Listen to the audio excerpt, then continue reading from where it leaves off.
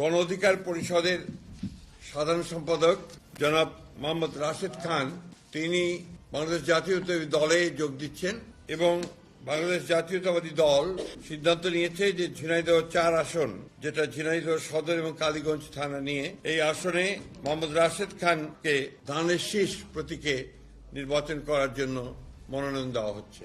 গণ অধিকার পরিষদের সাধারণ সম্পাদকের দায়িত্ব থেকে পদত্যাগ করে বিএনপিতে যোগ দিলেন রাশেদ খান। আজ শনিবার গুলশানে বিএনপি চেয়ারপারসনের কার্যালয়ে এক সংবাদ সম্মেলনে তার বিএনপিতে যোগদানের আনুষ্ঠানিকতা সম্পূর্ণ হয়। ঝিনাইদহ ৪ আসন থেকে ধানের শীষ প্রতীকে নির্বাচন করবেন রাশেদ খান।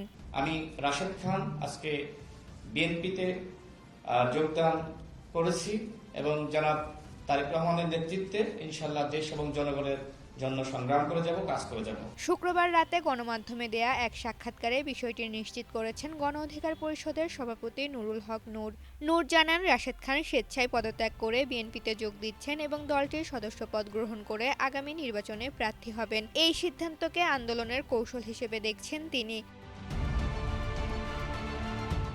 নুরুল হক বলেন, ফ্যাসিবাদ পতনের লক্ষ্যে আমরা বিএনপির নেতৃত্বে ৪২টি দল যুগপৎ আন্দোলন করেছি। আমাদের লক্ষ্য ছিল রাষ্ট্র সংস্কার এবং একটি জাতীয় সরকার গঠন করা। যেহেতু আন্দোলনটি কার্যত বিএনপির নেতৃত্বে হয়েছে, তাই আগামীর রাষ্ট্র গঠনে আমাদের এই সমন্বয় বজায় থাকবে।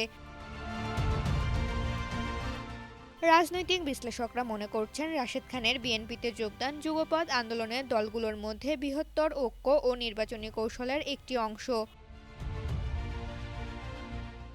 ঋতুপর্ণা, জনকণ্ঠ।